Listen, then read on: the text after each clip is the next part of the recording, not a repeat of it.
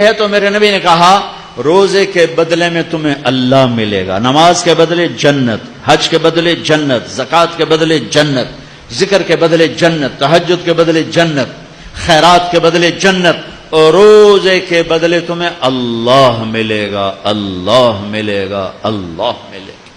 تو اس وقت ایک فرض ہم پر آیا ہوا ہے، دن میں روزہ ہے، اس کا ایک فرض 70 کے برابر ہے، اس کا ایک نفل فرض کے برابر ہے، اور اس میں رات کو تراویح ہے، تراویح کے ہر سجدے پر 1500 نیکی ہے، ہر سجدے پر جنت میں ایک محل ہے جس کے 60,000 سونے چاندی کے دروازے ہیں، اور ہر سجدے پر ایک درخت لگتا ہے جس کے نیچے 100 سال گھوڑا دوڑ سکتا ہے، ٹھیک۔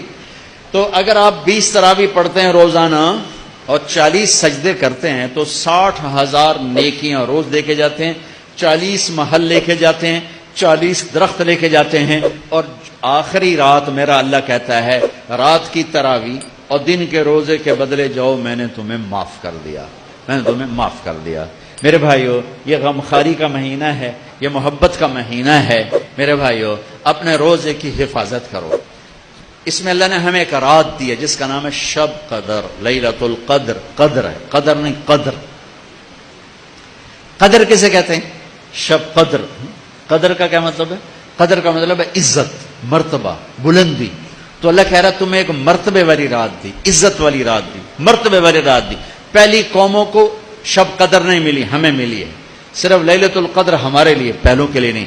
ایک رات 80 سال سے زیادہ بندگی، 21، 23، 25، 27، 29، ان 5 راتوں میں تلاش کر لو۔ آج کل راتیں چھوٹی ہیں، تھوڑا سا جاگ لوگے، پوری رات کی بندگی کا اجر مل جائے گا۔ لیکن اس میں